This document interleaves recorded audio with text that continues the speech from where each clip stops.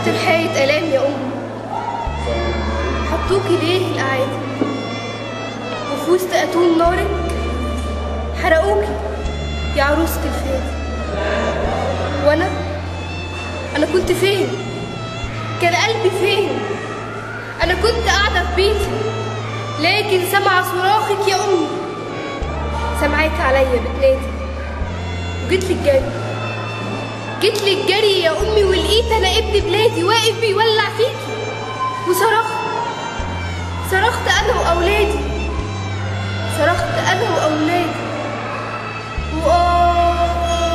يا أمي خرجت صرختنا صمت، خرجت من غير كلام، ومعاها دموعنا نازلة بحور من آلام، وهو بيزيد في ناره عمال يقيد شراري. فاكر هياخد وسام. عارفة يا أمي أيام حرقك دي كانت أجمل أيام، ما دي كانت أيام فرح وصيام. هو ما كانش عارف، أيوة ما كانش عارف إن بحرقك زاد جمالك.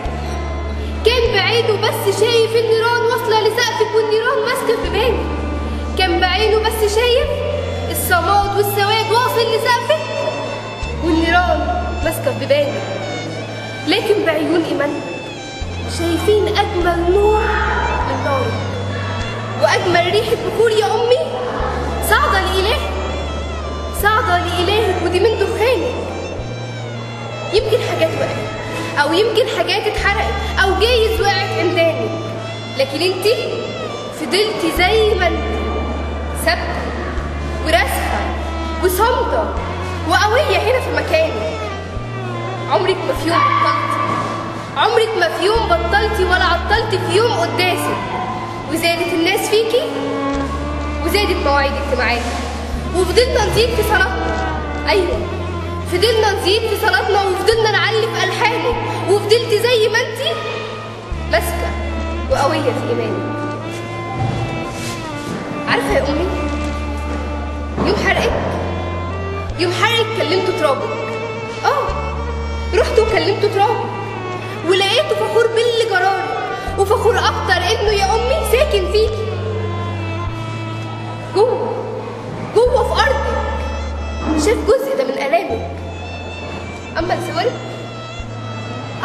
رحت اتكلم، رحت بجد عليها اسلم، وحكيت لي ده عن بطولاتك. ما انت عروسة الفادي الغالية وهتفضلي عالية في مقامك، مستنية عريسك يجي، لابسة الطرحة وقاعدة في كوشة ومستنية عريسك يجي، وانا وولادي وولادك كلنا قدامك. هنا هنصلي حتى نكون كمان هنصلي على اعتابك. هنا هنصلي حتى نكون كمان هنصلي على اعتابك.